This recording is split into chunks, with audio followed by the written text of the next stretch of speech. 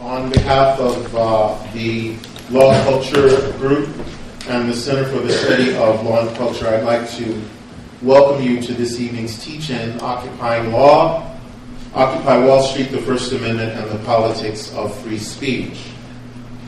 This forum tonight will be followed tomorrow night by a forum, Occupy Wall Street, the Next Human Rights Movement. I was meant to suggest a question. Next Human Rights Movement at 7 p.m. right next door at the Italian Academy in the Teatro there. The speakers there include Jeffrey Sachs, Peter Rosenblum, Elazar Barkin, Bruce Kovic, Dorian Warren, Alicia White, who's here tonight, and Yesenia Barragan. This teach-in is the first of 3 teach-ins that we hope to hold in the coming months here in law school about various aspects of the legal and policy issues raised by the Occupy Wall Street movement. We thought it fitting, though, to begin this series with a discussion of the First Amendment free expression issues, because it, for anyone who's followed Occupy Wall Street, those have been a prominent and, to me, fascinating dimension of the work, the democratic work that Occupy Wall Street has done. So the idea tonight was to have a diverse panel of participants made up of lawyers and non-lawyers who could address these questions of the First Amendment and the politics of speech as they emerged over the course of the past weeks during the Occupy Wall Street demonstrations. I'd like to thank a couple of people without whom this evening would not have been possible. First, thanks to Peter Graham, who is the administrative assistant to the Center for the Study of Law and Culture, for designing this terrific poster and for helping us publicize the event. And thanks, secondly, to Jared Miller, a student here at the law school who has really worked tirelessly and been especially persistent. I haven't counted the number of emails he sent me, but if we did this cloud, it'd be Jared right there, in big bold letters. I'm personally grateful to him because I'm looking forward to what I know I'm going to learn tonight. We have a distinguished panel here. I see our last panelist has slipped in undetected, but I'm going to give her a chance to get her breath. We will begin with Alicia White, who was an Occupy Wall Street protester and who is a Master of Arts candidate here at Columbia University. She's going to talk for 10 to 12 minutes, and then we'll hear after Alicia from Donna Lieberman, who is the executive director of the New York Civil Liberties Union, and who will have some valuable insights about the law of the First Amendment in the context of Occupy Wall Street. We'll then move from Donna to Nathan Schneider, who was, I believe, the only professional journalist who was allowed to attend the organizing meetings of Occupy Wall Street and has a unique perspective on the basis of that experience on some of the First Amendment press media issues that were in the minds of the organizers early on. We'll then move to Bill Dobbs, who is a longtime activist and is here tonight in his capacity as a member of the Occupy Wall Street Public Relations Working Group. And finally, we'll hear from Jeremy Kessler, who is a J.D. Ph.D. candidate at Yale University and has done some terrific writing on Occupy Wall Street. So will you welcome Alicia White?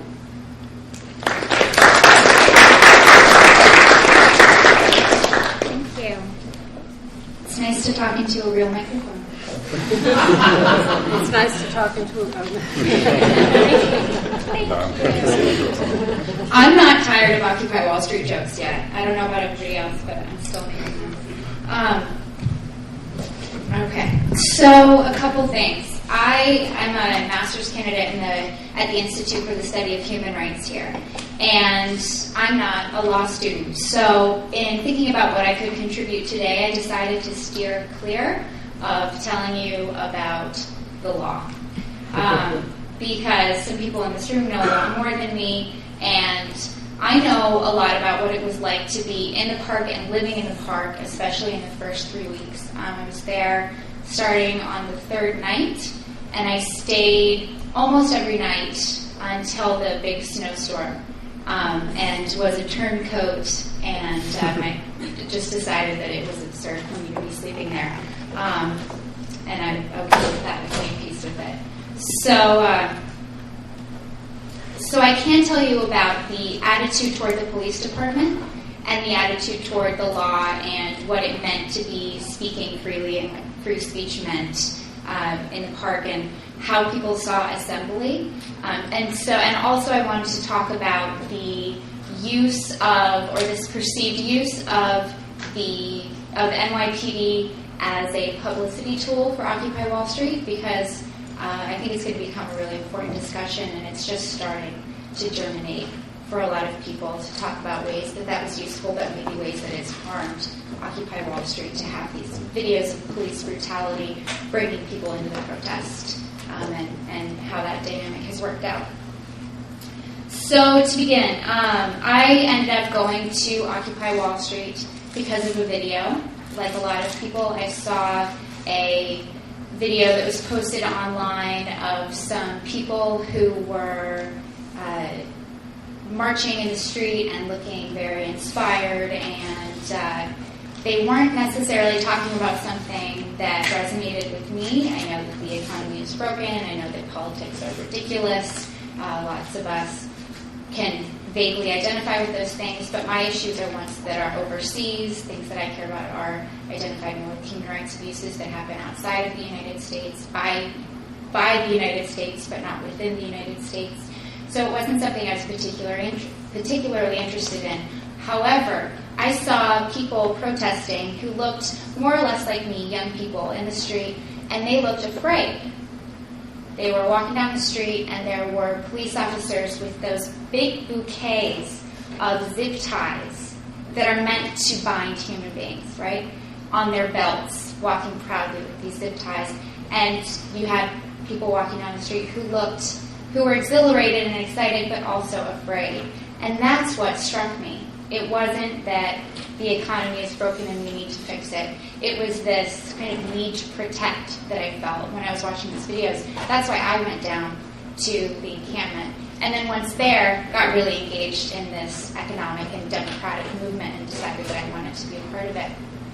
And so in investigating that further, I can identify with why images of police brutality, the famous pepper spray scene of those young women who were kettled on a sidewalk, the only arms they were bearing were their arms in tank tops, right? And they're being pepper sprayed by the infamous Tony Baloney. And it's become a joke now because it went viral and people were upset about it and we didn't know what to make of it, so we posted it all on the internet. And then I can tell you the population in the park exploded after that.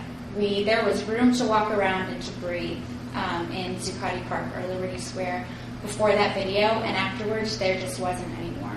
And it was a remarkable transformation. And it was very exciting to have all these people come down to the park, and I could identify with everyone who came there because they saw that. Absolutely, because it resonated with why I came down as well. But there are a few things that I was uncomfortable with from the very beginning that I saw shared in the Occupy Wall Street community around me. And one of the phrases that kept coming up again and again when we talked about, every time we go on a march, keep your cameras out, and whatever the police do to limit this free speech, or whatever they do to turn, a lawful protest on sidewalks into civil disobedience by throwing people into the street and then saying you're not allowed to be in the street, for example, or these kinds of practices that turn people suddenly illegal in their actions when they just wanted to be expressing themselves in the street. So we're anticipating that that's going to happen. A lot of that was going on in the park. I'm sure that you would guess that was the case, and it was. So a lot of anticipating violations by NYPD, lots of conversations around that, lots of conversations about being prepared to document it and then put it on the internet. And then what? Then more people would come, and then maybe it would make it on the news. Those were the two consequences that would happen there. So you're getting recruitment and you're getting sympathy for the movement somehow by people being victimized by authorities.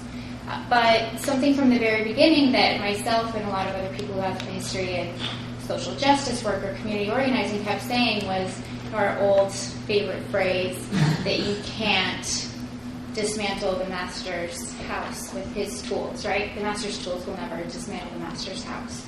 That the tools of violence and whatever comes out of them is never going to dismantle this apparatus that perpetuates violence against us.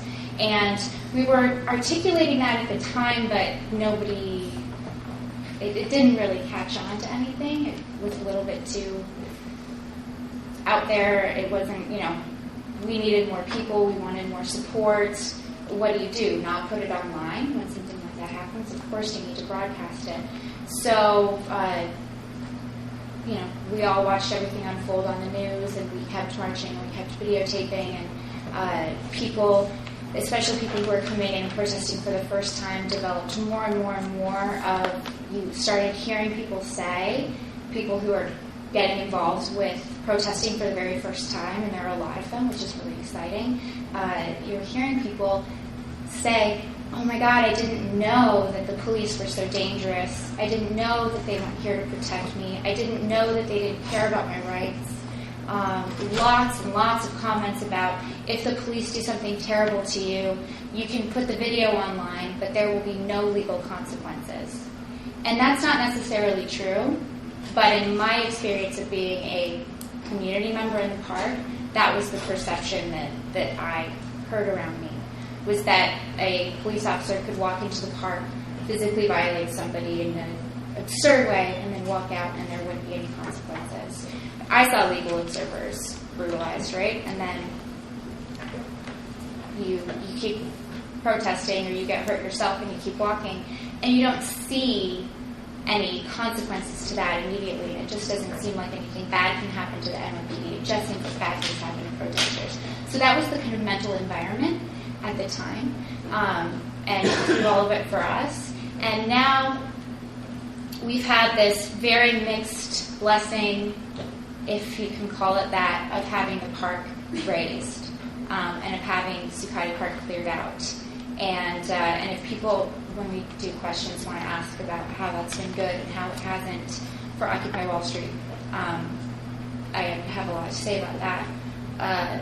But one thing that it has given us is some reflection time, and something that's really come out of this is that the purpose of having free speech for Occupy Wall Street was to, and this is at this point a communicative movement. Some of you who were there at an event on Monday, that was emphasized, and I think it's really true. This is primarily right now just a movement about communicating an idea and communicating that something is wrong for people and identifying what that is. And this was about the connection of money and politics and the inequality in the United States and issues around the actual aims of Occupy Wall Street. This is not a movement about police brutality. This is not an anti-NYPD movement. If it was, then most of those people would not have shown up. We wouldn't be here talking about it today because it's not, I don't think it's even relevant for for most of the people who were actually coming to those protests. So I think what ended up happening was the purpose of that speech of getting out into the streets was to talk about the economy, talk about families, talk about democracy. And when the movement started being primarily represented by images of police brutality, people who were recruited and came into the park, a lot of them were interested in talking about police brutality and demonstrating against NYPD. And even when people were coming in who were genuinely interested in what Occupy Wall Street is about, and most people are, still I think that there was a kind of pollution that was going on where talking about the right to protest and protest being limited started to overshadow being able to talk about Wall Street and Washington. And so at this point, I think that when I look at limitations of free speech happening at Occupy Wall Street, my very first reaction is to say, we still got the message out. We accomplished everything we said we were going to do in that first week, spreading to multiple cities, breaking the media blackout, and establishing a strong encampment in the community that demonstrated the ideals that we held. We did all of those things despite any limitations that might have been put on us, so we were successful, we won, and these kind of barbaric interferences ended up playing in our favor. So look at us go. That's my first impulse, but now with a little bit of reflection time, it seems that hasn't worked in our favor. We've seen these really unfortunate consequences in the occupation of the new school, which has focused way too much on being anti-NYPD and barely at all on being about occupying Wall Street. And so for me, that's where this has all ended. I'm afraid that in the end, or where it stands right now, we might not be doing as well as we thought with this tension between limitations on speech and our victory of expression. Thanks. So our next speaker is Donna Lieberman, who has a long history as a legal and policy advocate and a really wonderful, long perspective to offer us from the point of view of First Amendment law and politics on Occupy Wall Street. So please welcome Donna Lieberman. You want to take that mic?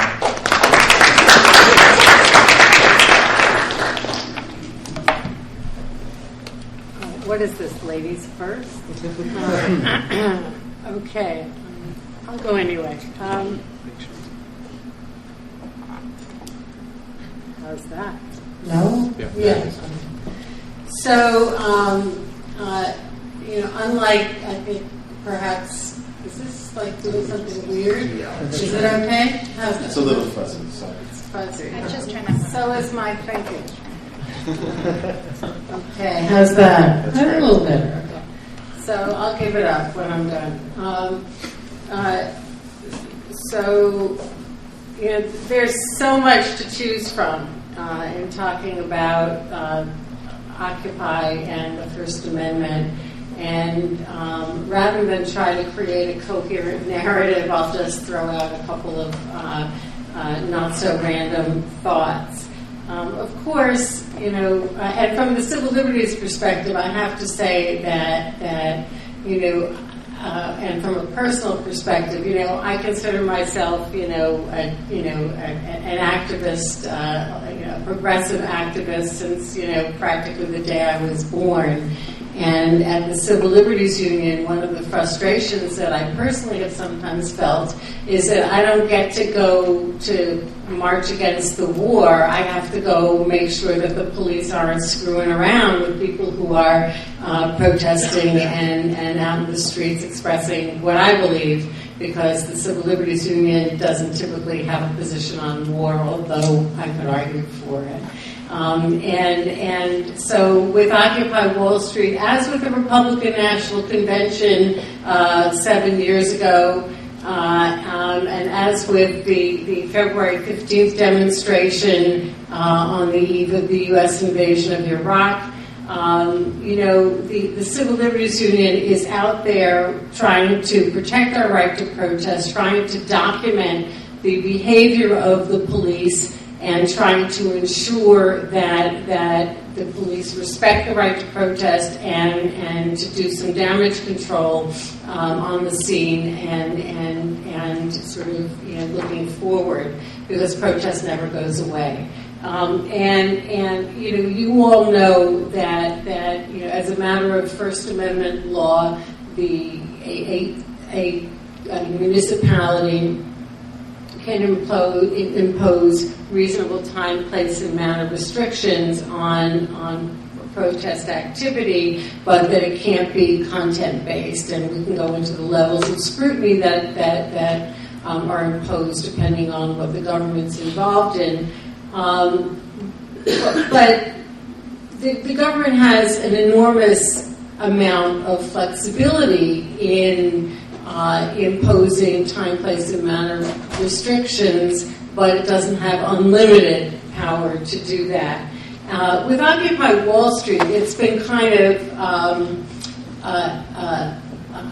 challenging and interesting, probably for the police as well as for those of us at the NYCLU and many others, because Occupy chose, as a matter of principle, to not apply for permits.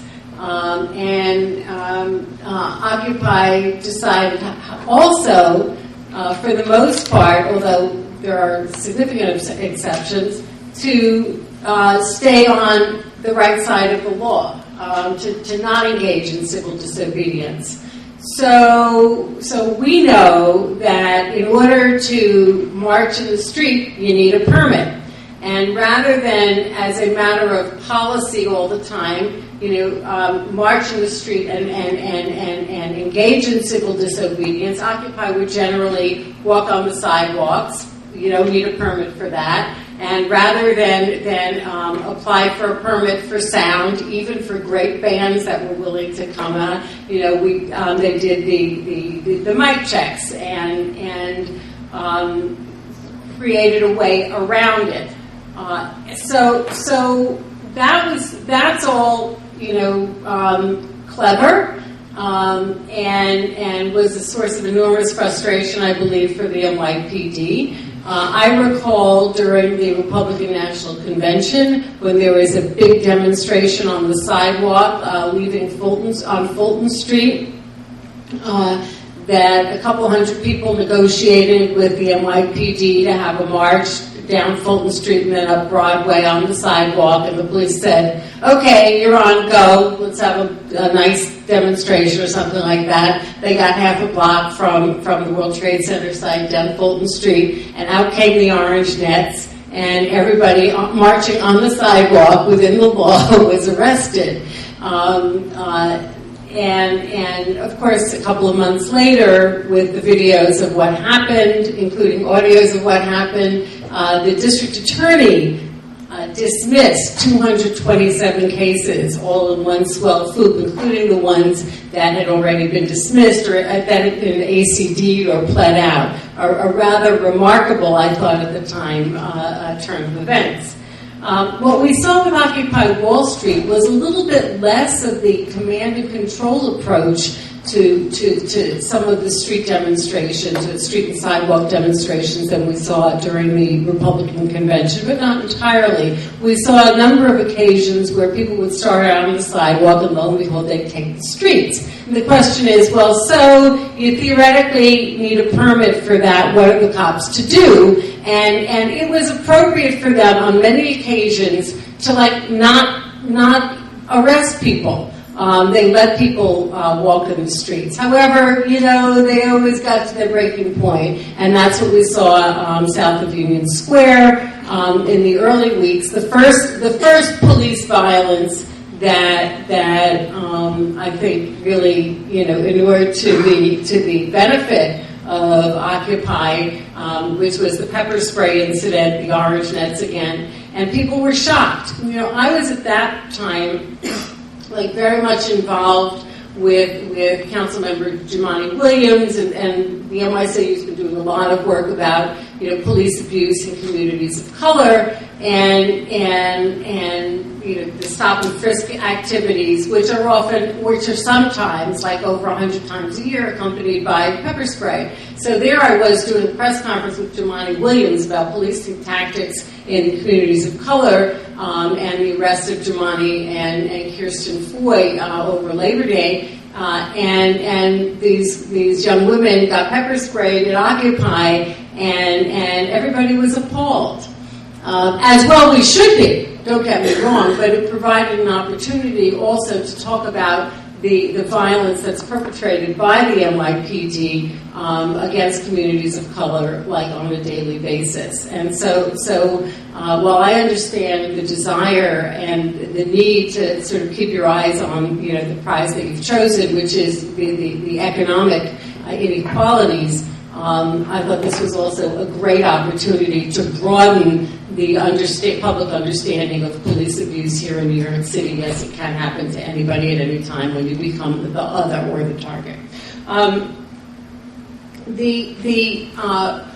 The Brooklyn Bridge demonstration was an interesting little affair because what the police department did then, there were clearly some people who wanted to engage in civil disobedience.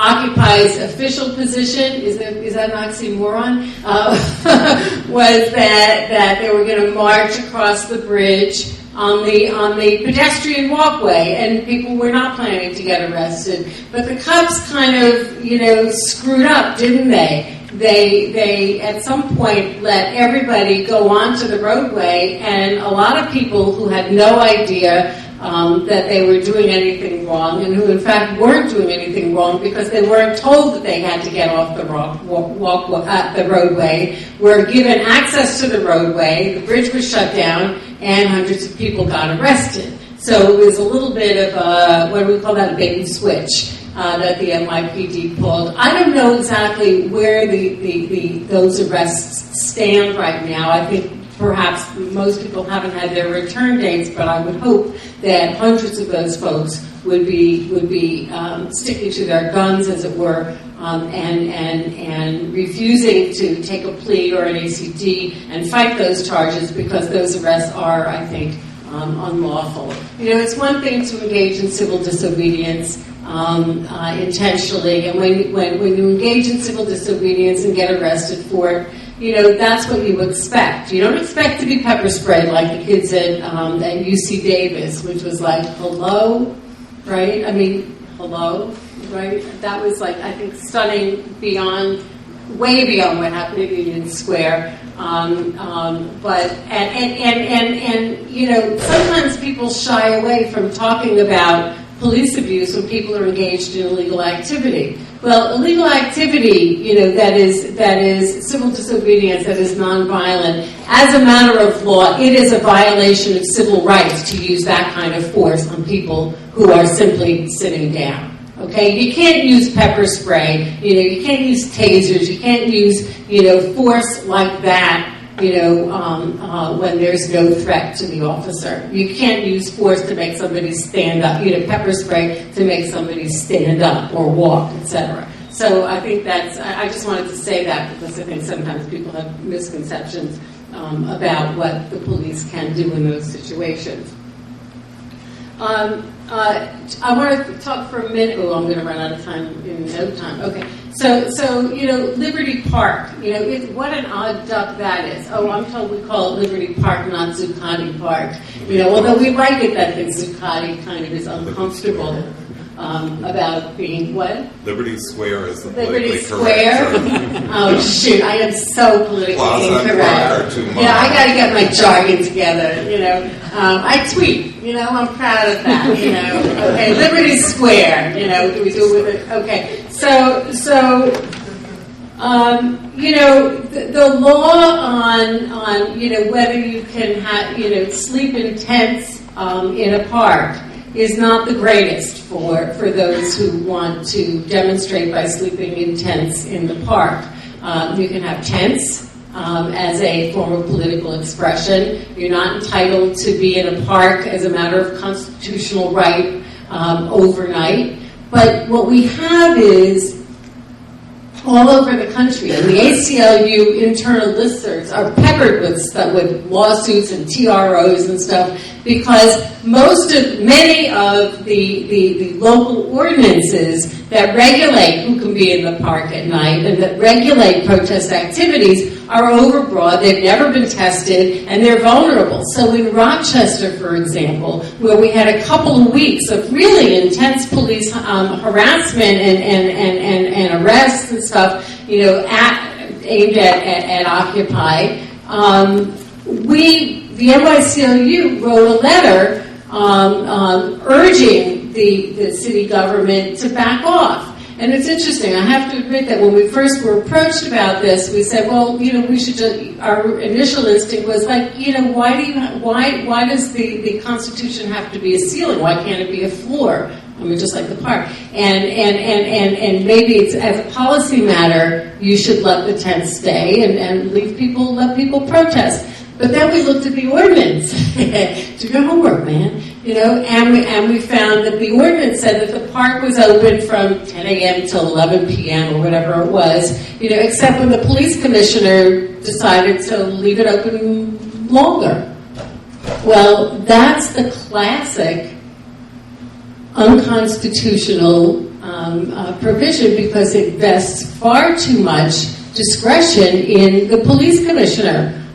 Based on what standard must the police commissioner make this decision? Is it like people he likes? Is it okay for the Girl Scouts but not for Occupy? Indeed, that's what it turned out to be. So when we pointed out in a nice letter to the city that their ordinance, pursuant to which they were arresting people in the park and prohibiting them from having tents, was unconstitutional, lo and behold, we were able to negotiate a settlement.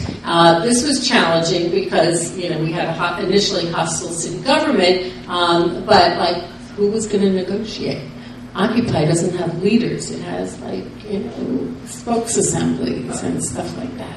So we came up with a kind of clever or appropriate, effective workaround, which was a bunch of NYCLU folks and labor folks and folks from Occupy went in and negotiated an agreement, but we didn't agree to it at the table.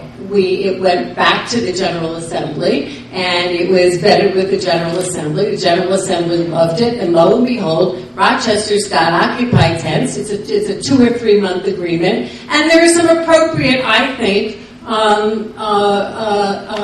restrictions. You have to keep the sidewalks, passageways clear. You have to be green. It defines green, I'm sure. And there's some noise, restrictions in there. So here you have a city that started out being really repressive, turning around through negotiations, and I think a clever way that Occupy, dealt with the city without compromising its, we don't have a leader principles. And I just want to say a word about and then I'll quit, the raid. Media blackout. I think that some of the comparisons to the Arab Spring are like a little, it's just not in the same league. But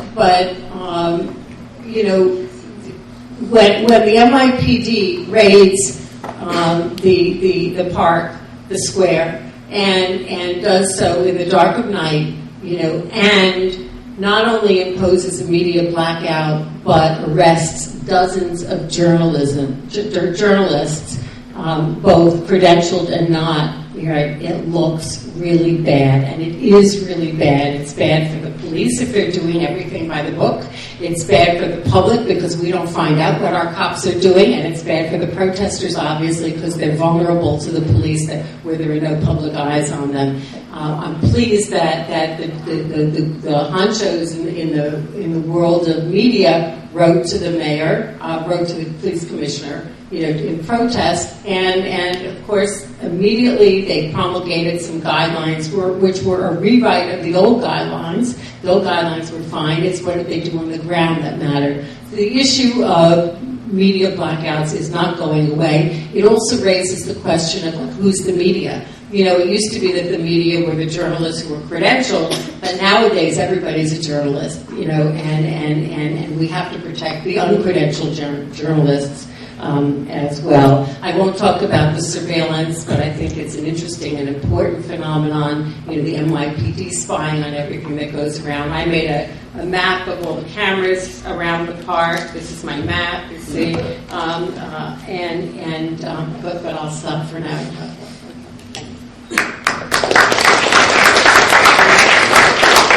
Our next speaker is Nathan Schneider, who is the media. Apparently, I'm also everybody. So, thank you very much for the chance to be here. This is really exciting.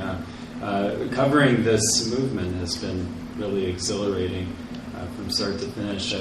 I've been writing for a blog I co-edit called Waging Nonviolence, as well as The Nation and Harper's and some other places.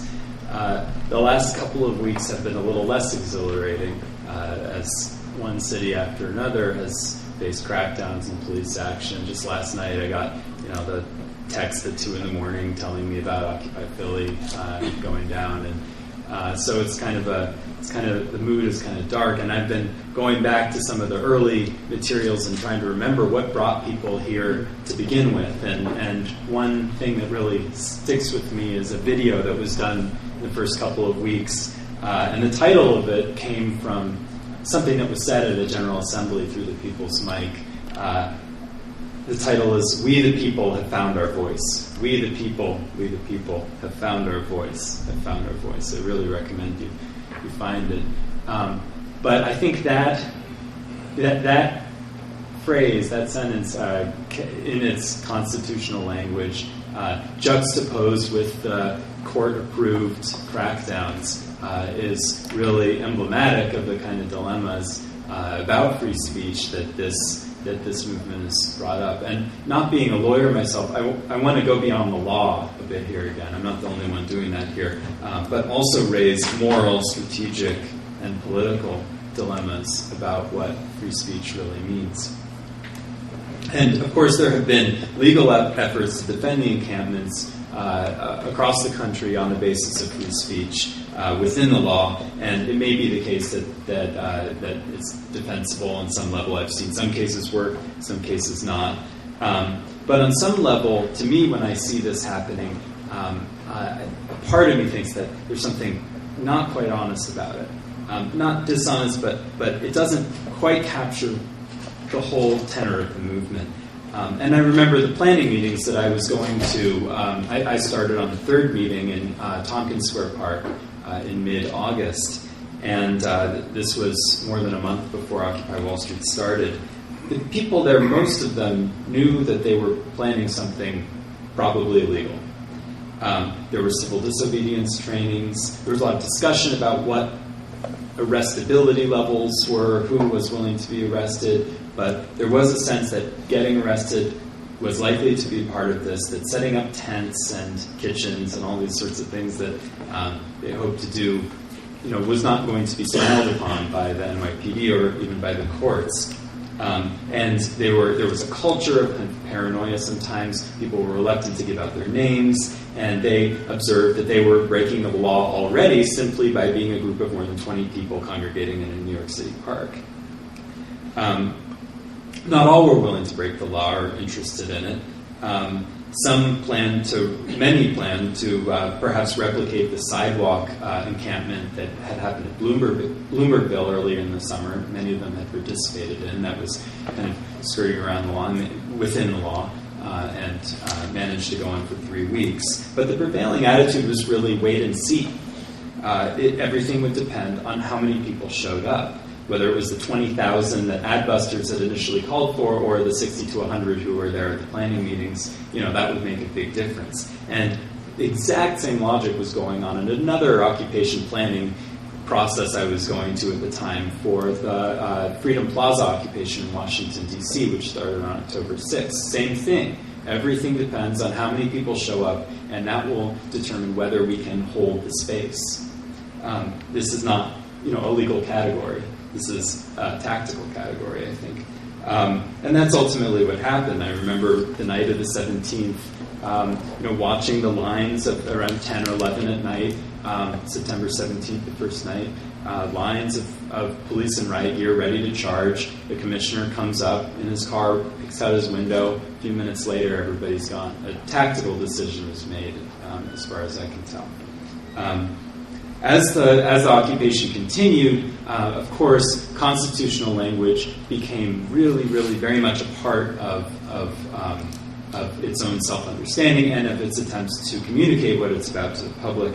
The Declaration of the Occupation, late September, says, "We have peaceably assembled here as is our right," and further calls on the people of the world to exercise your right to peaceably assemble. And then a very interesting document from November 1st, the Statement of Autonomy, which I really recommend you look at, describes the occupation as a forum for peaceful assembly. So this is, again, First Amendment language, but I want to raise the question, is this solely a legal claim? Again, tactics comes up with the evictions. I mean, the difference between the October 14th attempted eviction when there was an announcement that there would be a cleaning, basically a clearing, and then thousands of people poured in at 6 in the morning, 5 in the morning, and prevented it. That was a tactical decision once again. And then the difference between that and November 15th is there was no announcement, there was no plan. Again, I got a 2 in the morning text message, and it was a surprise, and it worked. So, again, the difference is tactical, not necessarily legal. Of course, Bloomberg's justification was in legal terms. He said in the morning after that announcement, or after the eviction, no right is absolute, and with every right comes responsibilities. The First Amendment gives every New Yorker the right to speak out, but it does not give anyone the right to sleep in a park or otherwise take it over to the exclusion of others, nor does it permit anyone in our society to live outside the law. And I want to make clear that I profoundly disagree, again, with the tactic that was used and the methods of a violent nighttime raid. This is not the way you deal with health and sanitary problems, is to create more of them. That clearly was egregious, and again, as with so many of the NYPD's actions, the motivations are just obscure to me. However, I can't help but think that the city did have valid concerns in trying to remove the encampment. It was preventing other people from using the park. There were health and safety concerns. And a New York City judge thought so too, that this encampment was endangering law and order, and that came before the First Amendment right. So that makes me want to raise the question, is law and order the point? And I think of the word revolution. This is kind of a funny word in the movement because it's around a lot. And a lot of the signs talk about revolution. And a lot of the people talk about revolution. And a lot of us are kind of uncomfortable with that. What is this movement really aspiring toward? And before it started, the right-wing media had really kind of keyed into this as being a totally violent revolutionary movement. They were telling everybody that the socialists are going to riot in the streets like Egyptians in every city in the U.S. That's their language, not mine. And there is a sense in which there are some very extreme claims being made. And I think that that Bernard Harcourt, who's a political scientist, captured the sense of this very well in a piece on the New York Times Stone blog. He called what the occupations are doing not civil disobedience, which is directed against a particular law that one objects to, but political disobedience, which is a kind of disruption which is directed at the entire system. Okay? And this is especially relevant considering most of the laws that they're objecting to, like financial transaction laws, campaign finance laws, are inaccessible. Your average 23-year-old, recent college graduate with no job can't break those laws because he or she doesn't have enough money. So that brings in this kind of political disobedience issue. And I would rate, I would raise the fact that there were that though there has been a lot of playing with the law and playing within the law, there's been a lot of playing without the law and using these kinds of tactical approaches to do things like get the tent set up when initially it was made clear that wouldn't be allowed. That tactical methods were used to achieve things that were told were not allowed, that the protesters were told would not be allowed. I think that the call to occupy should be thought of not simply in a First Amendment context, because I think in a certain sense that no reasonable interpretation of the First Amendment can really process this movement, can really accommodate this movement. I'm not sure about that, but that's my guess.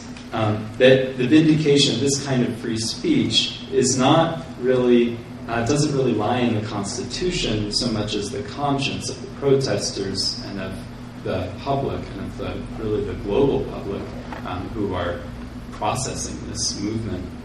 And I think, I'd like to bring up again Tahrir. I mean, Adbusters initially said, is it time for our Tahrir moment? When you think of Tahrir, when you think of Egypt and the protests there, this was not an attempt to practice the limited law, the limited free speech that Egyptian law and order under Mubarak allowed. This was an attempt to overturn something very basic about that system. And I think on some level, it's important to recognize that the Occupy movement, many people who come to the Occupy movement and came to it, came with that approach. That said, if this is being adjudicated not so much in the courts as in the conscience and in public opinion, nonviolence is a really critical feature, both with the Egyptian movement and with Occupy. The power of their message, if it's not legal power, if it's not in winning court cases, it's in their bodies, it's in their numbers, it's in their courage and their sacrifice, their willingness to camp out in this awkward, cold, dirty place and to try to make their message heard. There's a sense of desperation, and I think many of us see that and we recognize some truth. And I think in that respect, there's a law that's being appealed to here on some level that is higher than any code of law could possibly grant.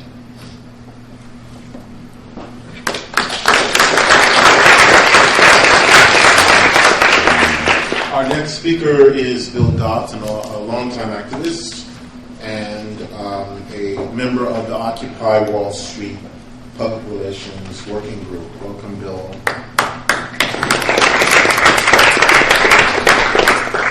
My favorite Occupy Wall Street sign has just 2 words, wake up.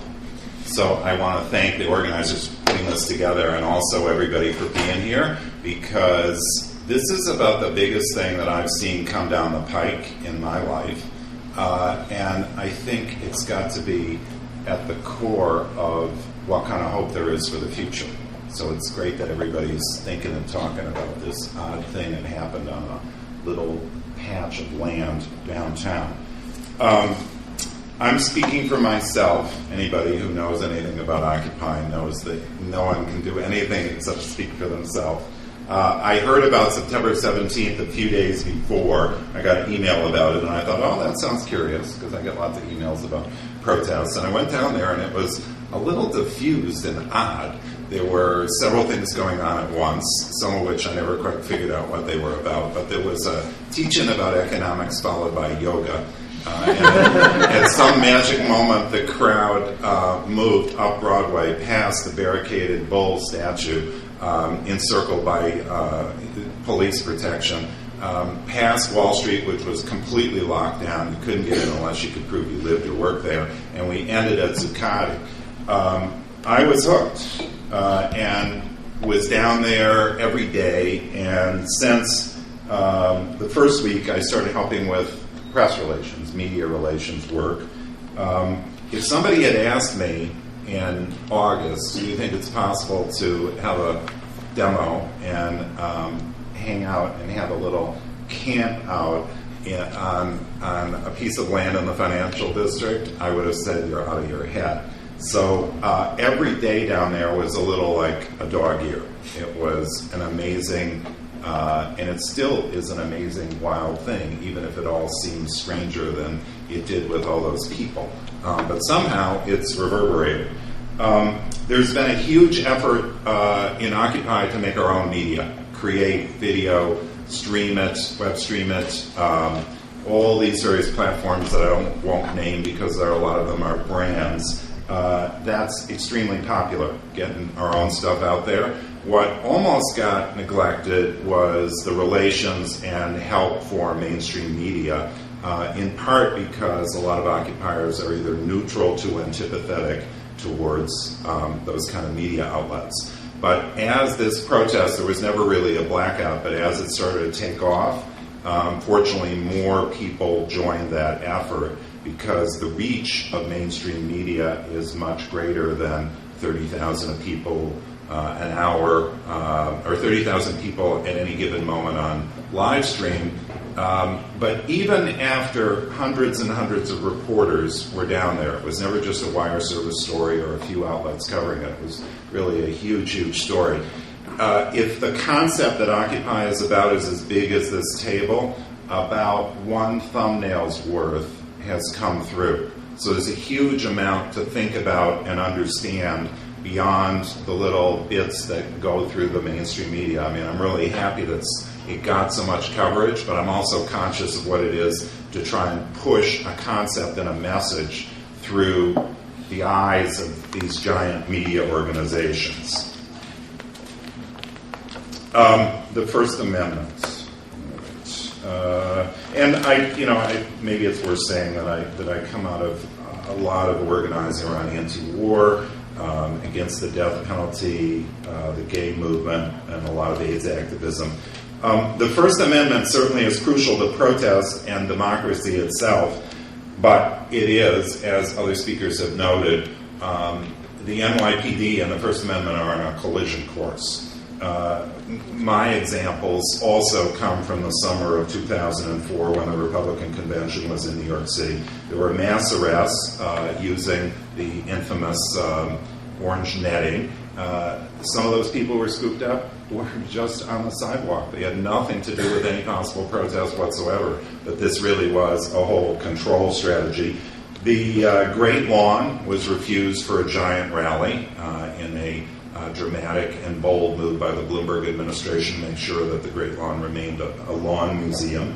And we were unable to march by the United Nations in a very key moment at the build-up to the war, February 15, 2003, which was a global day of protest, the likes of which no one had ever seen before. After all this, the mayor claims that he's a First Amendment supporter, and some lazy reporters repeat that claim. But when I think back to the late 1980s, the AIDS Coalition Unleashed Power, an AIDS activist group, used wheat pasting extensively to get our message out around this city. These days, forget about wheat pasting. If you take a look at the bus shelters and phone booths, they're cleaned daily, so the only people who can have access to them as public space are those who advertise. If you look around Midtown, 42nd and 8th Avenue is my favorite example of this. The streetlight poles sometimes have boxes on them that contain the controls for the traffic lights. If you look at some of these poles and some of those boxes, you will see the kind of paint on them that landlords love. It's like stippled, like the surface of the moon. Why? So that you can't put your lost dog poster up there.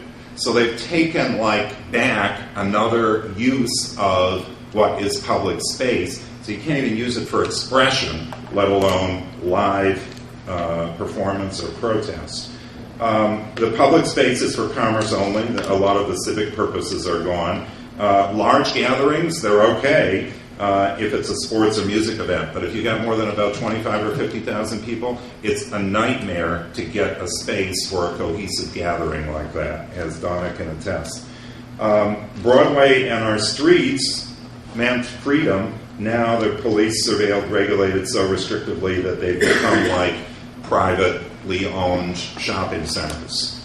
The police, the mayor, the state of New York, they want us penned in like animals. And I'm always reminded of 1984 when I look at protests these days. I mean, I was yelling at a cop the other day and I said, you have a right to join a protest and leave it. But there was no particular reason why they blocked off a street to prevent me from getting to Baruch College to join the protest there. Occupy Wall Street. What did I do? Did I put in the wrong pages here? It's worth a look at the tactics. The occupation itself, an encampment as political protest, I would argue, is expressive activity, particularly since everyone who was there was not just having a camp out, but this was all about grievances against the government and ways to raise issues about economic conditions and the direction of the country.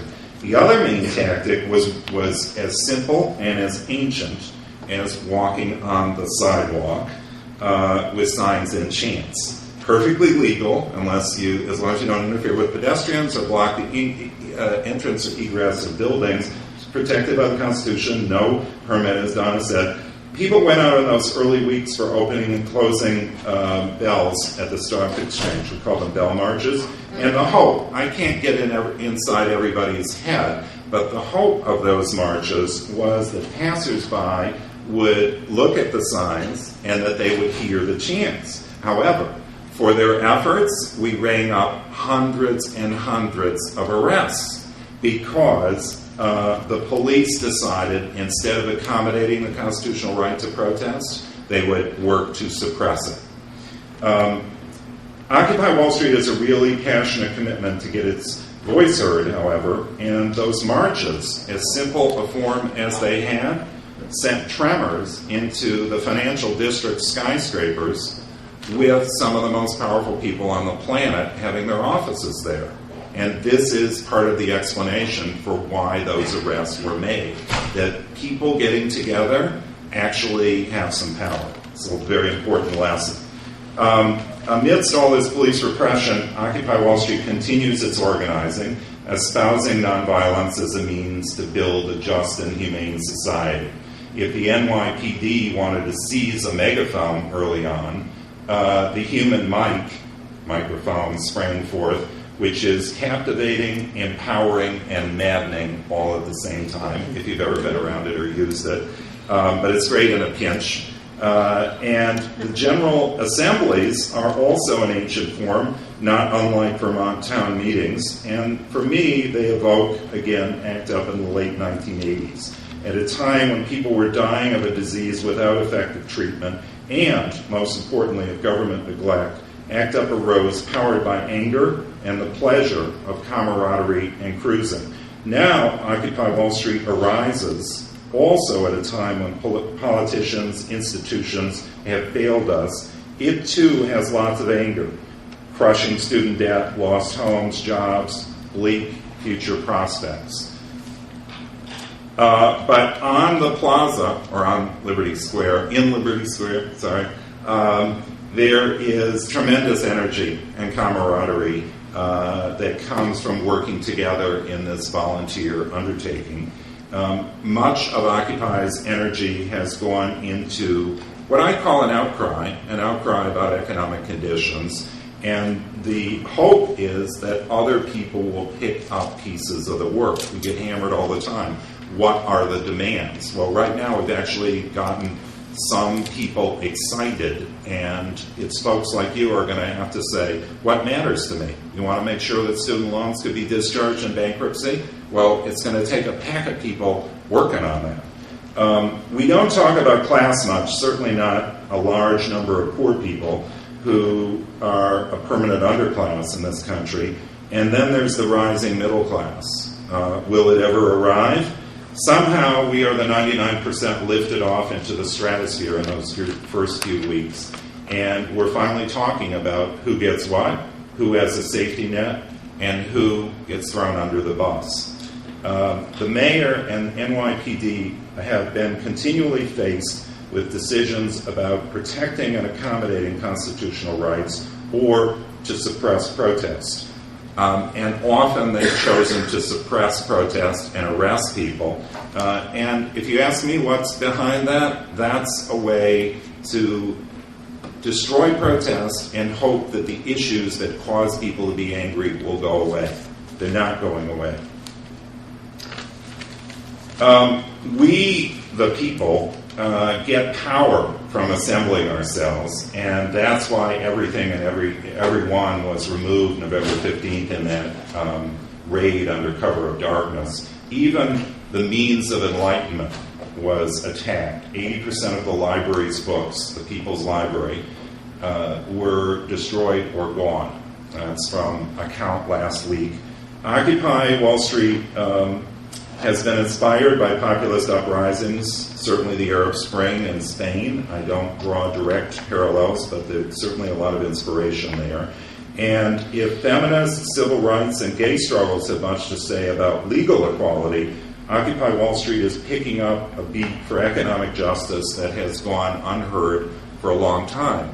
You'd have to go back to the late 1960s, Martin Luther King, part of the Poor People's Campaign, or even back to organizing in the Depression to find a big burst of activity around economic justice. And that's what's so amazing and interesting about this period now. One of the keys to the occupation's impact is that it is face-to-face. That's how a meeting of the minds happens and where serious political work begins. So for all the cloud presence that we have, if I'm using the right term, like this incredible amount of internet stuff, the way that information got exchanged down there, verbal, face-to-face, and what we're using, pieces of paper to the chagrin of the environmentalists who are around, but it was organizing at the most basic, rudimentary, and also the most powerful level. And we didn't get sidetracked with getting people's email addresses or signing online petitions and all that. This was the highest and the simplest and the most elegant way to connect. For me, for all that's been said about the First Amendment, this is not just about that, but it's about building a resistance amidst all these crackdowns and dissent. It's about building a resistance movement in the biggest rich country in the world that happens to be the world's lone superpower and has all those nuclear weapons and all those military installations outside the country. How to do that? We have to learn how to organize. Nobody is showing us. In fact, I would argue that we're prevented from learning how to effectively organize. It's so much easier to conform and to go along. I say take the lessons of the past, such as ACT UP, be the squeaky wheel, keep the politicians jumping, hear that outcry that Occupy has given off and take action, organize around issues. Voting will not do it, writing checks won't do it. To reach back to the late Bill Kessler as inspiration, don't confuse the law or the Constitution with justice. We, the people, have a lot more rights than we think. But to hang on to them and to get more, we've got to use them aggressively. In a similar vein, we have much more power than we realize. To get it means standing together and organizing ourselves.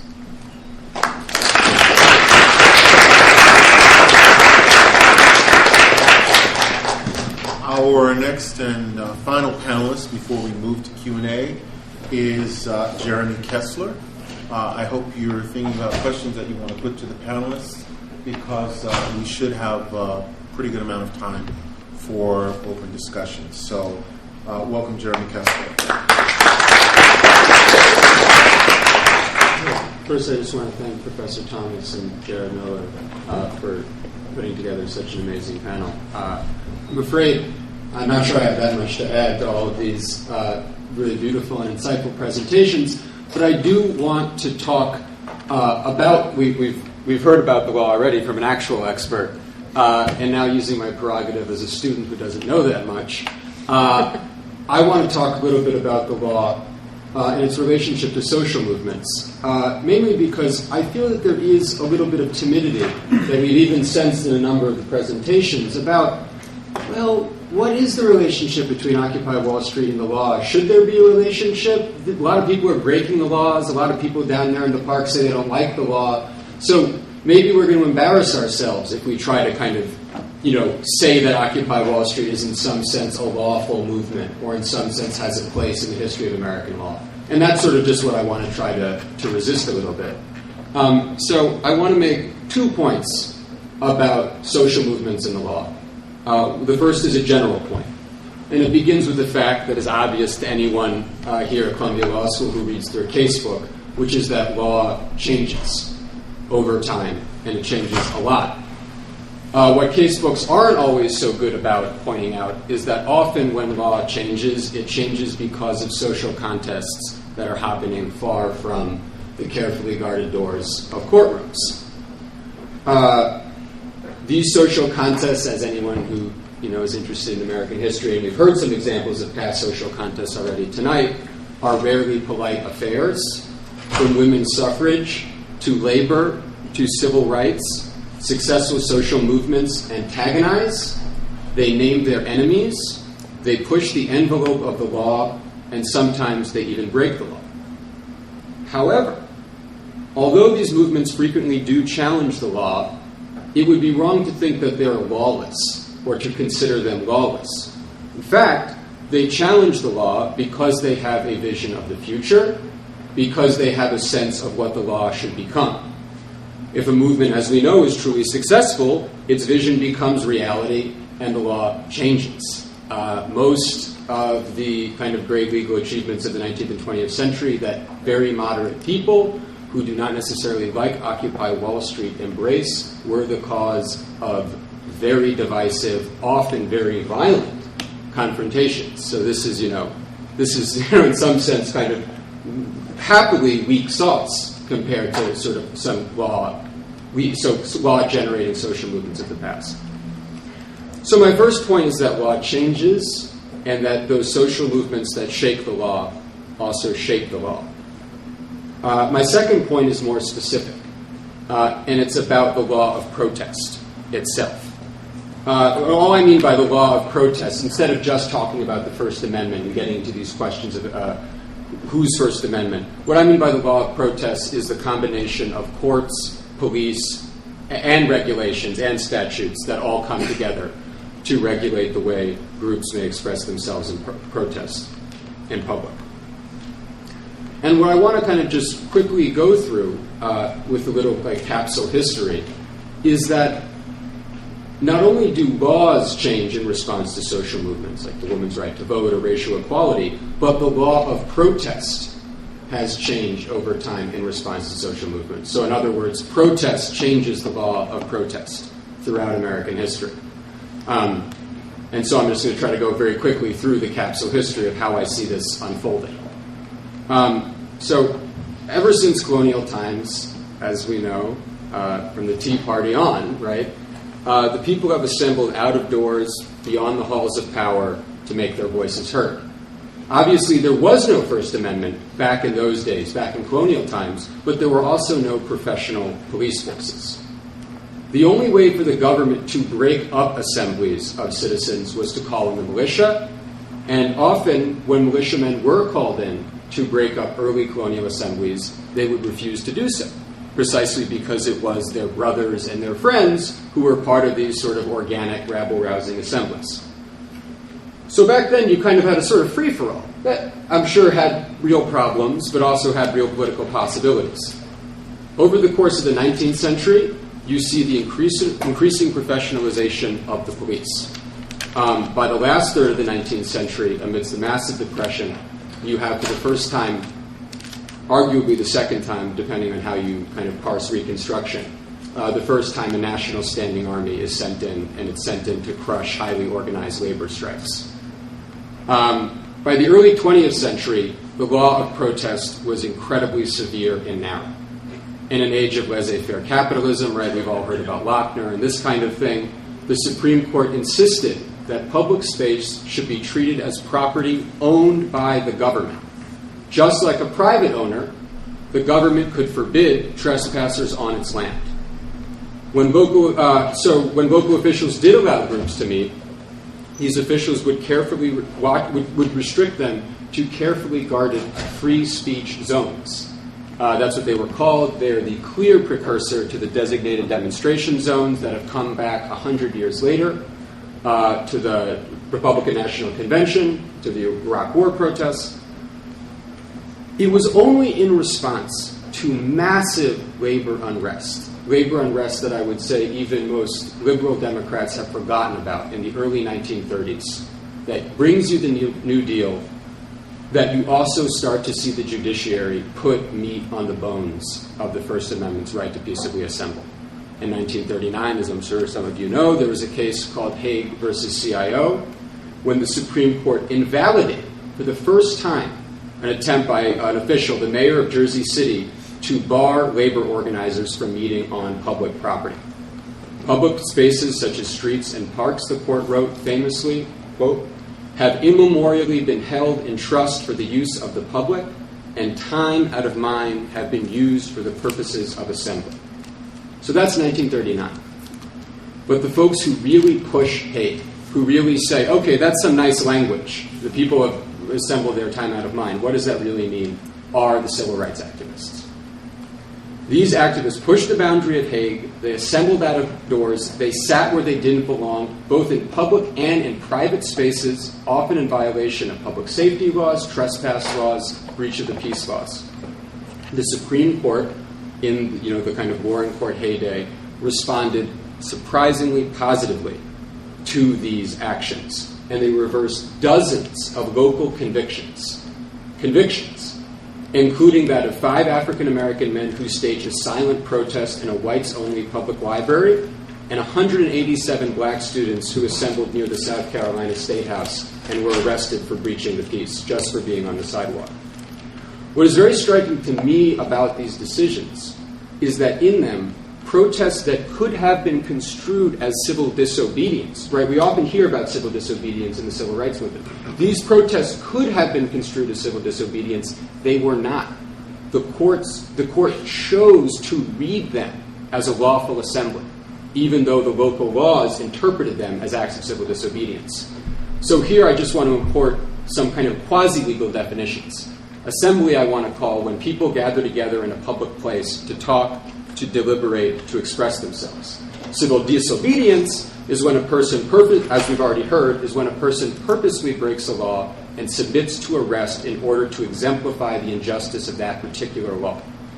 In most social movements, I think it's important to realize and remember, the vast majority of protesters will use the tactic of assembly and not the tactic of civil disobedience. Why is that? It's relatively low risk, because you're presumably not breaking the law. You're able to amplify a group's voice, as we've seen in very literal sense with the human mic, and you build solidarity within groups over long periods of time through assembly. Some protesters, of course, will engage in the riskier behavior of civil disobedience, which is famously effective at drawing attention to a social movement. But your average protester is not going to be a civil disobedient. Indeed, very few social movements would have gotten off the ground if everyone involved in a protest was always getting locked up. What the Supreme Court therefore did in these decisions involving black protesters was expand the legal space of assembly in response to a social movement, the civil rights movement. Confronted with a form of protest that under current law was considered civil disobedience, the court redefined such protests as lawful assembly. In doing so, I think it's clear the court encouraged more assembly, more relatively low-risk protests, and thus encouraged the growth of the civil rights movement. In 1972, looking back on this spate of decisions, Justice Thurgood Marshall tried to articulate a standard that he felt was behind them.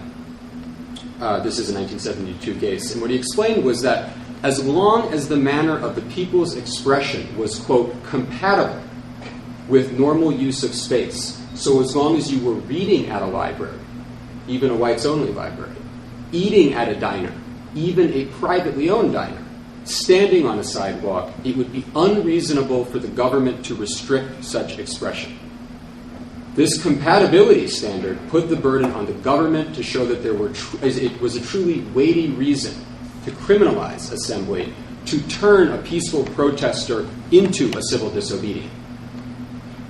By the time Marshall developed this compatibility test, 1972, right, the court shifting, backlash has already begun. People are very upset about the divisiveness and the perceived violence of the late Vietnam protests.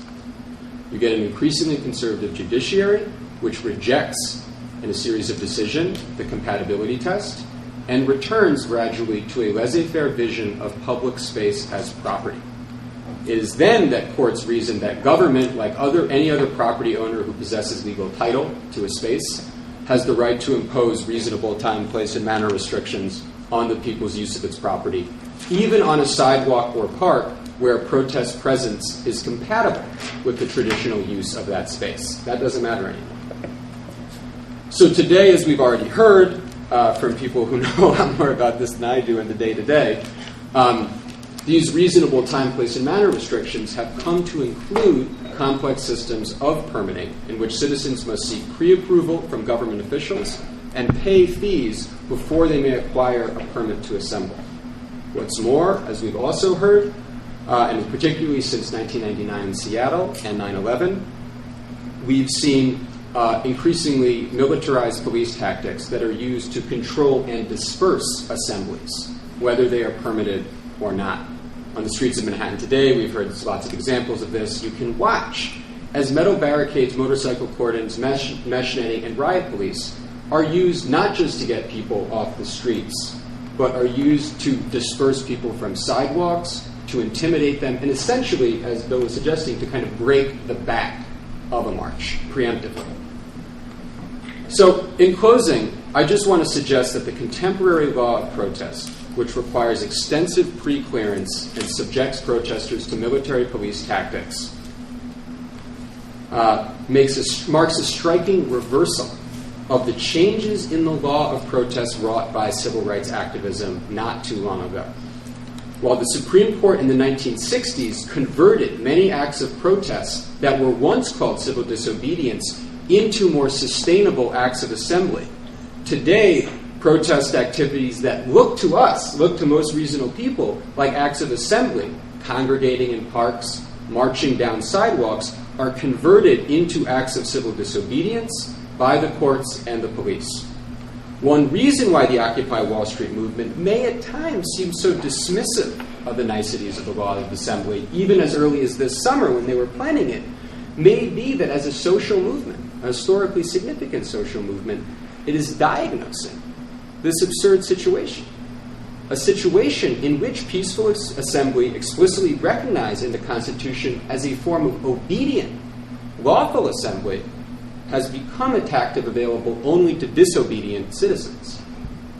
And so I just want to kind of throw that out there as we go into the question and answer period. Thanks so much again.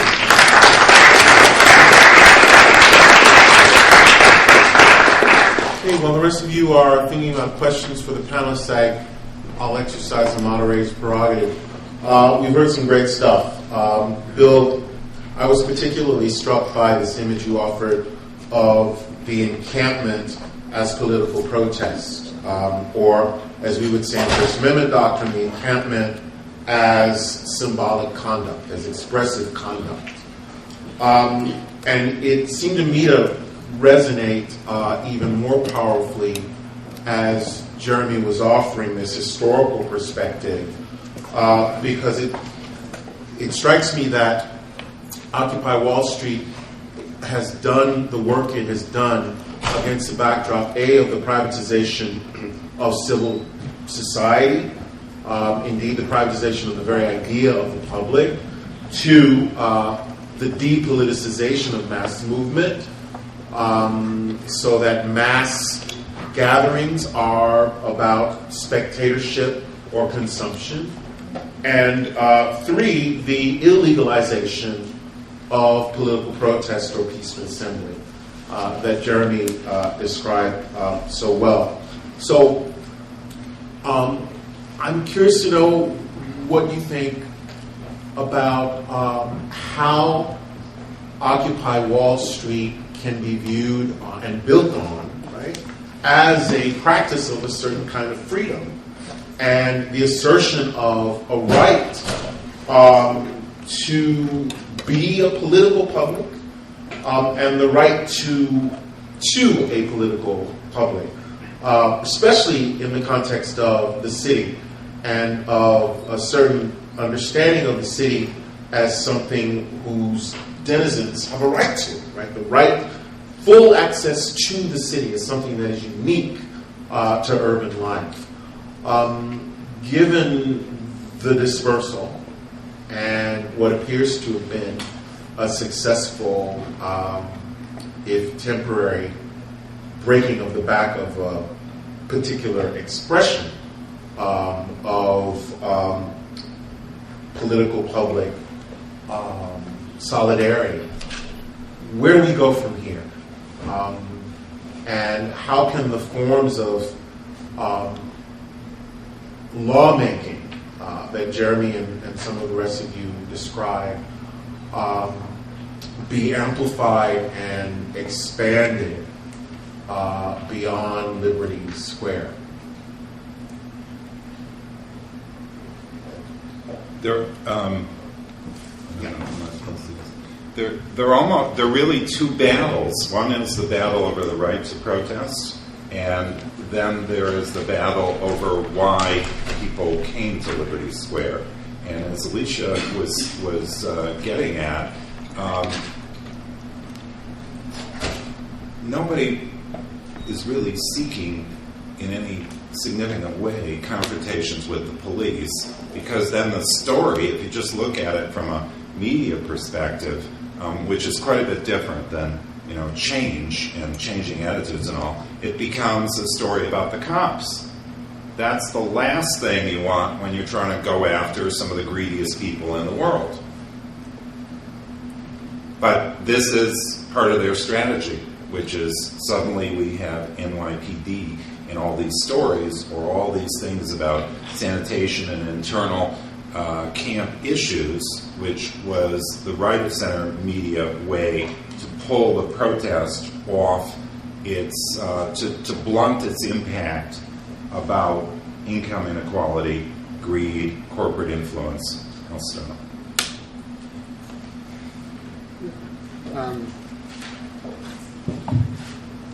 I think the first thing to realize, just in terms of the more tactical side of things, is that a lot of folks who are still deeply involved in the movement, are now talking quite hopefully and practically about Occupy Wall Street Phase 2. So, I think one of the things we've seen within maybe the younger population is a way in which the last 2 months have bred the kind of sense of tactics that Nathan was speaking, that really all of our panelists who have some experience down there were speaking about. So I think folks, so the first thing to say is I think people do not really feel broken and are starting to now say, well, we thought creatively about one urban situation and how to kind of energize that space, and now let us go forward in a peaceful, constructive, reflective manner and figure out new kinds of action, new things we can do, maybe in a more dislocated way. So that's on the tactical side. And then, in terms of the law, and I totally take on Alicia's point and everyone's point that this cannot be about demonizing the police. It just can't. It's boring. They're not the 1%. There are lots of political economic problems with demonizing the police. That said, it does raise serious consciousness about police brutality. And I think the hope, and we saw this with the New York Times and all of these powerful papers sending this letter to the city, to the police, is that if you can keep getting bodies out in the street, you can keep showing that people are being hopeful and being constructive, but then you keep showing that they're also really being fought every step of the way, that will, over time, as happens with successful social movements, energize more moderate people, not necessarily to get out into the streets, but to pursue the channels they have access to, they have tactical access to. So maybe get some more lawyers who are interested in doing pro bono work to kind of go check out the New York Civil Liberties Union. I'm sure you're too overstaffed, but and people can find ways to help transform the kind of legal imagination, the political imagination, of America at a given time and place. And so that's the hope, I think. I just want to say that I think that I'm really glad that the police have become a focal point, because I have been struggling to get some attention to what the NYPD has been doing, the harm that it's been wreaking on communities of color for years. And Ray Kelly, in his suit, he has a Teflon-covered suit. You can't get any traction with the police. The politicians are afraid of Kelly. The mayor is afraid of Kelly, or he is Kelly. I don't know. And so I think that there's no conspiracy to distract from Wall Street onto the police. I just don't buy that. I don't think there's any evidence for it. Whenever people are in motion, they come up against the law. And the law is what it is. The law in blue. And I think that it's not about the guys in blue or the men and women in blue. It's about what's coming down from on high. And I think that what we have seen by way of change we can believe in is that some of the Teflon has gotten scratched, and Occupy takes some credit for that, and it's important. That's an important development for New York City for the 99%. One of the phenomena of Occupy Wall Street has been that like every demonstration that happens has taken on a new energy. Part of those demonstrations, I think, are generated by Occupy Wall Street and wouldn't have happened otherwise. And part that they have new energy, and one of the demonstrations that took place was the one up at 125th Street, which was about stop and frisk. There have been marches over the bridge about stop and frisk. That's amazing, and so long overdue. And I think that even since the encampment has been decimated, although we hope it's not permanent. There's still, protest activity on the streets of New York City and all over the country to a degree, at a level that we never saw before. We haven't seen in years. Like Bill, I'm just totally blown away by this development. Even the CUNY protests. They're no longer just the students protesting tuition hikes. It's students protesting tuition hikes, in the context of the concentration of wealth, in the 1 or 0.1%. And so they take on new dimensions, new meanings. So I think far from I understand that the movement is sort of figuring out, recalculating, as my GPS says. I can't believe that came into my head. But it's certainly not taking a vacation, because the movement is too big to take a vacation, too diverse, and it's everywhere, because the problem is so profound and so needing to be addressed everywhere. Questions? Mix it up. Can you take the mic? Can you wait for the mic, please? Sure.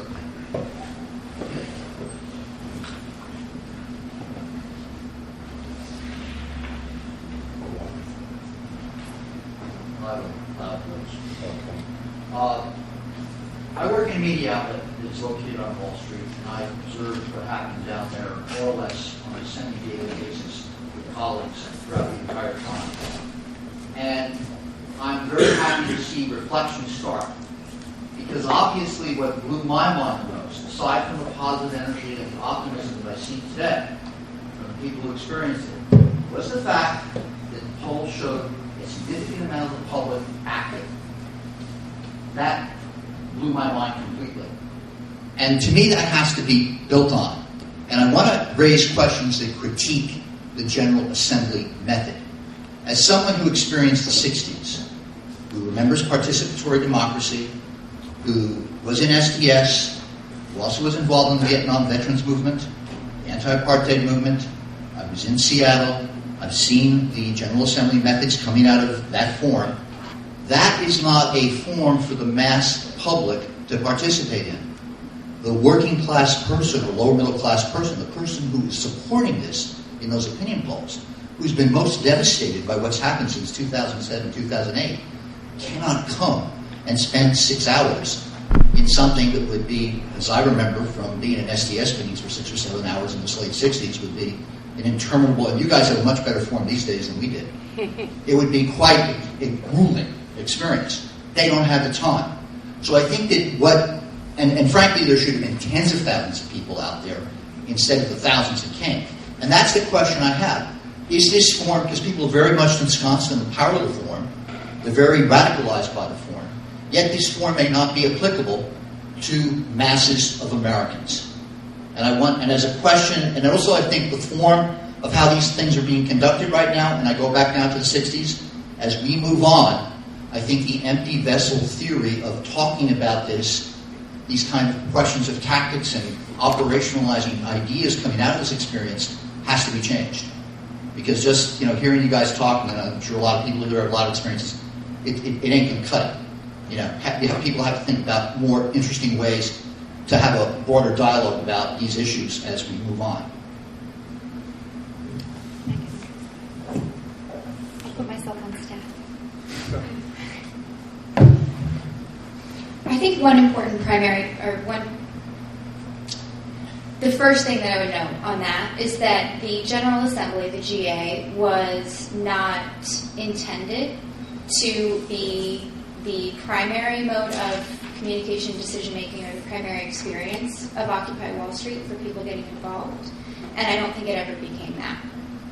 And what I mean by that is that and you can talk to people who were in the facilitators working group for the General Assembly, people who were with it from the very beginning, people who were really involved with facilitation and ended up being in operational and putting the spokes council model together, which is something that took some of the pressure off of the General Assembly to spend so many hours on day-to-day tasks, like do we approve a measure to spend this many dollars on brooms and mops, so that people, coming in after work, and we make sure to have the GAs at a time when people could come after work, never during a time when people were working. We had them on weekdays at 7 o'clock, right, or around then. We took some of that. We had the spokes council to take some of that pressure off of the GAs so that people who were coming after work could spend time engaging in a meaningful way with self-governance in the park.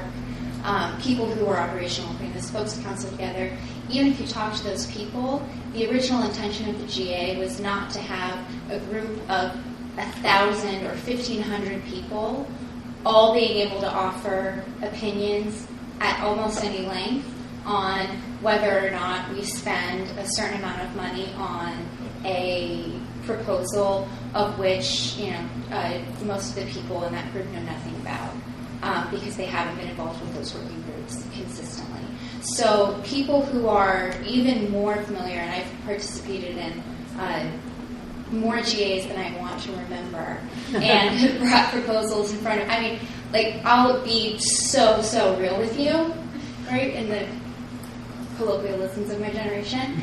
I have had proposals in front of the GA where I was putting the proposal forth and having it critiqued and argued about that lasted for more than 5 hours, where I ended up crying in front of 1,000 people. So the GA, I'm not going to defend a GA as this perfect shiny model of something that makes Occupy Wall Street worthy and pure. Being in a General Assembly is not really being in heaven, right? And so people who are really essential to the GA process and who I think have really important insights on it are just as quick to recognize its shortcomings as I am. But within that, I think that the primary connection that people got to Occupy Wall Street was participating in working groups. It's where the real work gets done. It's where real decisions get made, and then they're checked by consensus with the community. If you want to be organizing action, if you want to be really contributing to the community in a specific way, you join a working group. And you don't run into those same problems that you have in the General Assembly. And fortunately, that working group spirit has survived losing the park. Whereas the General Assembly numbers have gone down, as you can imagine, significantly since we lost the space. So on that one, I think that we are doing pretty well, and that we don't need to change the GA model very much because a lot of that work is already done. I've also had some kind of gnarly experiences with the GA. The first time I showed up at a planning meeting, we spent half an hour debating whether or not I could stay, which was a little intense.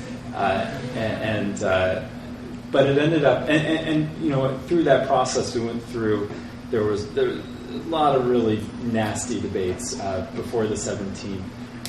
But what struck me is that people came out of it with a sense, with a real love for that process. Not everybody, but a lot of people spoke to me very movingly about the kinds of experiences that these discussions had brought them. And it wasn't necessarily that they thought the GA itself had really made any decisions of significance at all, but that it enabled people to hear each other. And again, the real work was done in the working groups. But one thing that really struck me, and that has continued to amaze me over the course of this movement, is that it came to be in the planning process, the emphasis turned away from, for a lot of people, from one demand, which Adbusters initially called for, and toward this idea of spreading these assemblies. So the goal wasn't so much to make Occupy Wall Street the thing that everyone had, where the world would just be, like the media kind of portrays it, the world is holding its breath, waiting for Occupy Wall Street to come up with its demand, That's not what a lot of these people were hoping for. What they were hoping for is actually exactly what happened, is that lots of assemblies would start spreading all over the country, and little assemblies or medium-sized assemblies, not only in public spaces but in workplaces, anywhere from a factory to a literary magazine I co-edit became an assembly in the course of this. Rather than our former hierarchical model, and it's very manageable in that way. So one way of thinking about this whole assembly question is dispersion.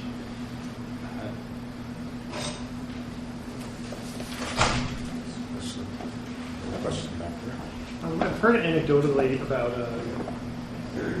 I've heard some anecdotes about libertarians participating in the Occupy movement. I'm kind of curious as to, there's some people refer to them as those Ron Paul guys, which is kind of funny. But I'm curious as to what you think. Do you think this is evidence that Occupy can perhaps be more of a accommodating, big tent kind of movement, or what do you think it says about the movement itself?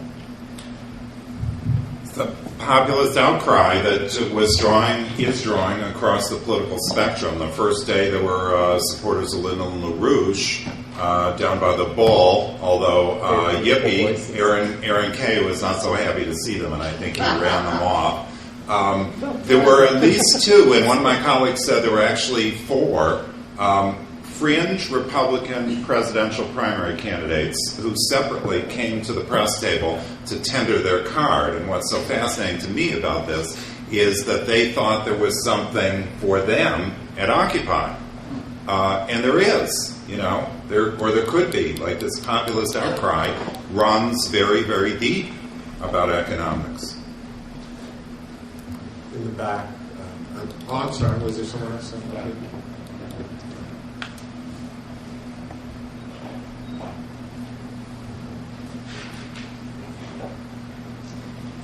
I'm really glad that Alicia brought up her observations about how there's been a lot of discussion about police brutality and their methods of enforcement. How did that come about? Was it the media? No offense, Nathan, but was it the media or some other party?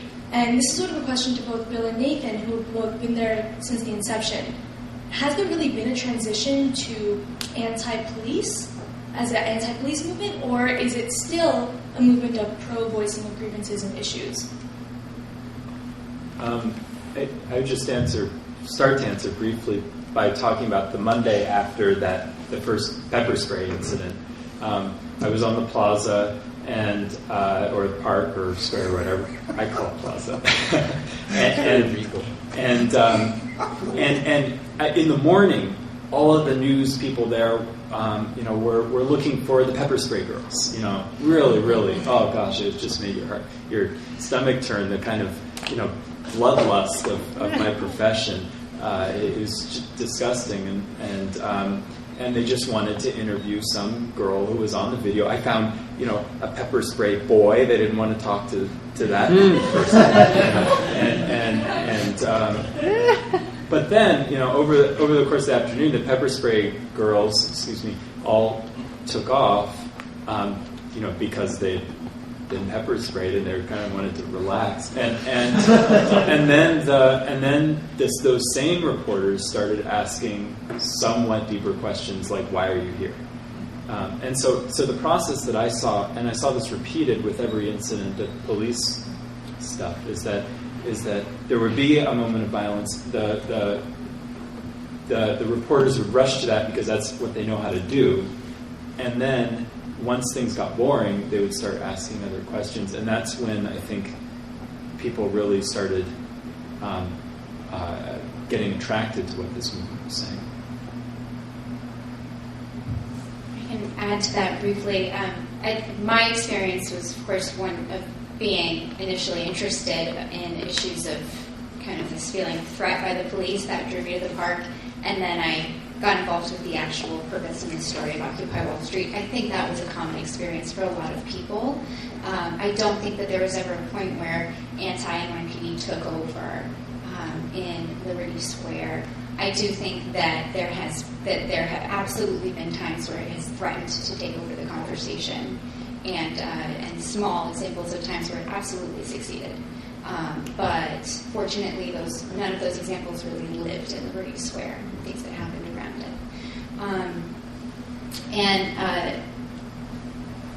Just really quickly, one thing that sort of exemplifies all of this is that the YouTube videos, and I'm not really into computers and all of this stuff, so it feels weird to talk about it, but the YouTube videos of the women being pepper sprayed and then the YouTube videos of the UC Davis students being pepper sprayed have about 1 million. One of them has 1,200,000 views. The other has 1,400,000 views on YouTube right now. There is a video, I don't know how many of you have seen it, of a Marine sergeant yelling at New York City police officers about, we threw a party on the 1-month anniversary in Times Square. 15,000 people came, and this sergeant had been protesting, and he's leaving, and he sees police in their riot gear. And a couple of days before, he had seen a friend of his hurt by a police officer. He was upset, and I don't know how many of you have seen it, but I recommend that you watch it. He essentially says, this isn't honorable. These are American citizens. They are unarmed. They don't have guns. And that really hit me. He kept saying it again. They don't have guns. What are you doing? They're not even throwing rocks at you. This doesn't make you brave. Being here and harming them doesn't make you special. And that video has 3 million hits on YouTube. That video wouldn't have gotten 3 million hits, maybe, if not for the pepper spray ones, but it's still more popular. It's still more inspiring, and more people want to share it. And that means something. A little insider trick, when I look at the stories, and I can only see a little teeny tiny bit of them, I'm looking, is it more positive than negative from the perspective of somebody who's part of Occupy? And also, where's the message? That, to me, is like a very key thing. We have a long and rich tradition of vigorous protests, and Occupy is out reviving that tradition so that people can see it and smell it. And my favorite little weird story is I don't watch TV news much, but a story came on, 11 o'clock news. It wasn't Fox, it was either 2, 4, or 7. And 2 guys were being interviewed on Broadway by the Square. And one of them was asked what he was wearing. Why are you wearing a gas mask? And he responded that I might get tear gassed. And then the reporter went on to some other matter-of-fact questions about whatever was going on, and I started laughing because I was horrified that he was wearing a gas mask, but I was also fascinated that we had normalized protest again, and that one of the costs of it is like continual drumbeat of arrests. And now it had even gotten to a perfectly reasonably looking guy, what you could see behind the, this huge black gas mask, saying, this is what you have to do to protest. So I was both horrified and elated at that. Can I just, I really don't want to push back on this kind of positive emphasis on message and Alicia's point, which is amazing, that scene of truly nonviolent confrontation where there is no violence, there is only communicative rationality, as it were. It gets the 3 million hits. I do not think that this question is resolved. And I think this is something that's haunted the left forever and ever since the early 20th century, and I don't know the answer to it. As Nathan knows, the first piece I wrote about Occupy Wall Street was about the relationship between the police and the protesters very early on, basically arguing that don't think that police brutality is that sort of soliciting police brutality is going to grow the movement. It will really turn people off. I've gone back and forth a million times, to be honest, in my own mind about whether that is or isn't true. And I just think that, like every movement will, as this movement continues, will continue to wrestle both ethically and tactically with this question. Because on the one hand, it turns people's stomach.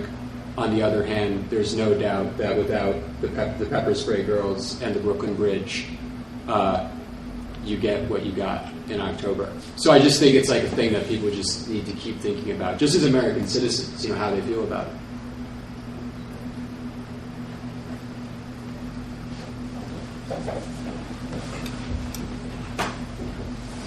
I had a question that is adjacent to the topic. It's not really political. It's more about environment. I was curious about the history of roads and not traffic lights, but like the width of sidewalks and the width of streets, because I was just curious about like environmental estimates about how often people should be taking the subway or even the bus and not taking it at all for as an alternative. And it's not related necessarily to the topic of assembly. It is just in general, because I was curious. I think the one from one second to the right, you were talking about the history of laws of public property changed. I was curious how that changed with the idea of transportation and the transportation of the South and the transportation of vehicular property.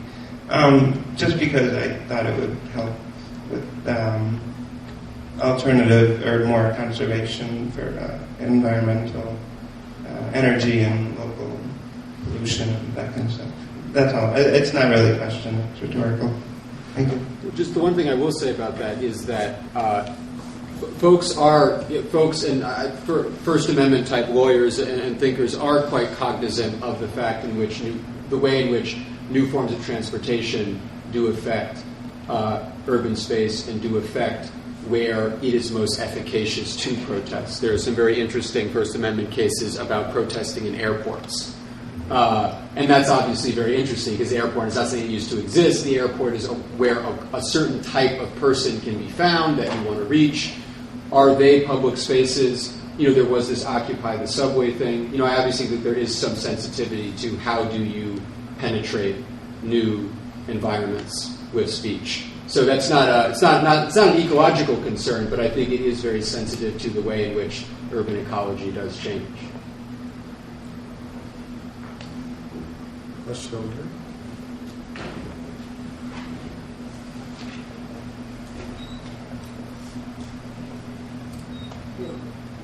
Hello. I'm somewhat surprised that you guys seem to have trouble finding the connection between police and 1% issue, which is, it seems as if the way New York has been policed for the last 15 years is an issue of inequality and is an issue of essentially by the last few mayors and the political elite in the city of turning the city into essentially a white, safe place. And I think there is something to be said about policing and about the increasing property values of the city and the fact that people just can't live in this climate. So that's my comment slash. Oh, wait, I love the GA.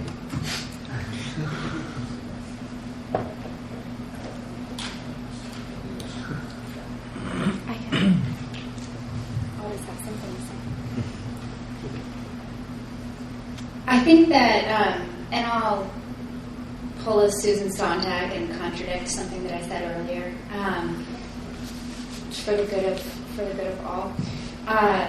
I think that it is really important to engage in conversation about NYPD and policing with Occupy Wall Street in the right way, in a way that's still on message.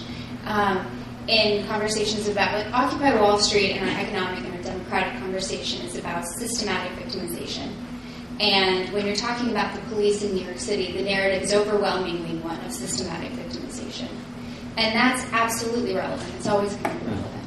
And Occupy Columbia has been increasingly active.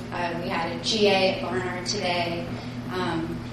There will be more and more happening there. And one of the biggest topics of conversation for Occupy Columbia is if we are going to have anything happening at Columbia, we it can't exist without constant conversation about stop and frisk. It can't. And that I feel like that's still on message. And that's not being dictated by media accounts of, violations of bodies by people in uniform. I think that's something that's organic from the movement, where we're pointing out systematic inequalities and victimization. And I hope that we have that conversation more as a movement, because it's certainly not over.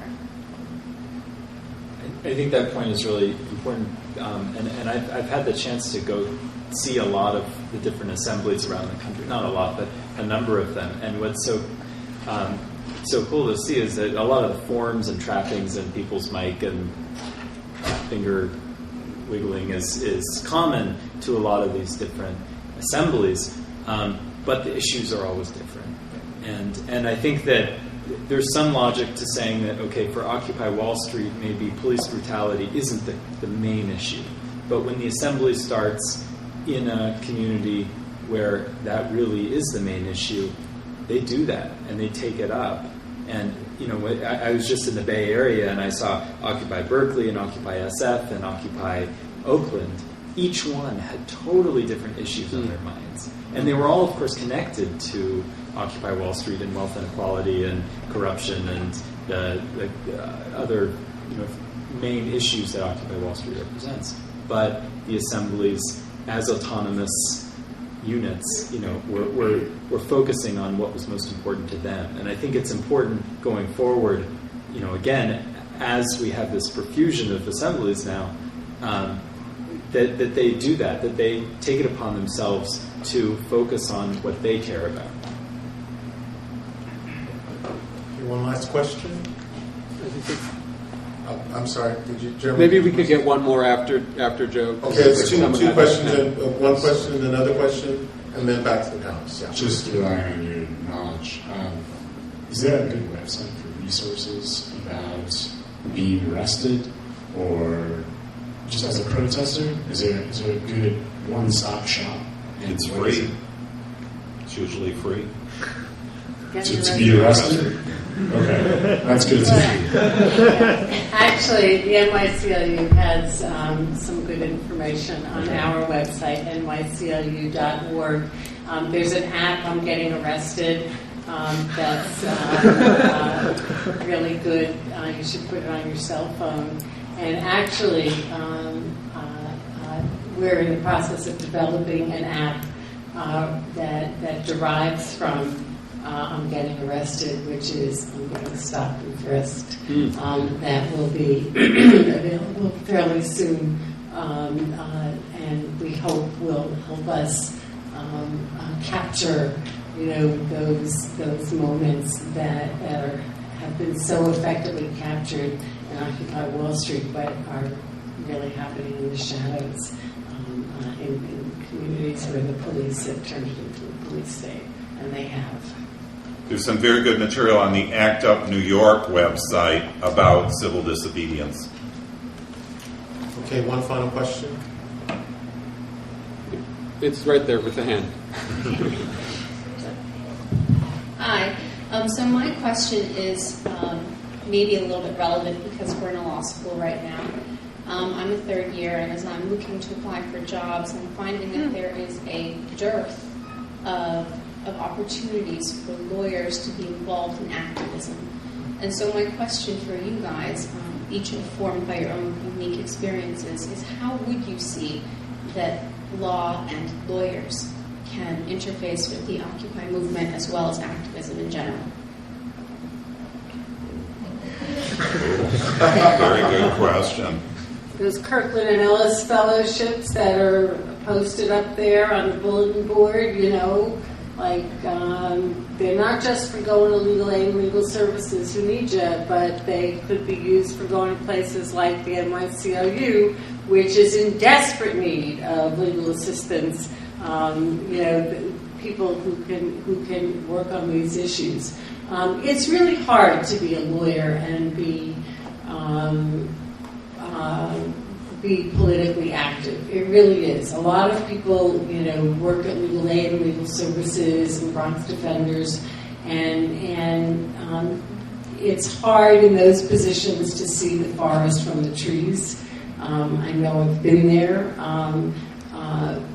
And there aren't a whole lot of jobs at places like the NYCLU or the ACLU. The Guild doesn't really have a full-time staff, their CCR. But I think that and quite frankly, the law firms, they all have pro bono stuff, which sometimes does good, and is really limited. It's really limited.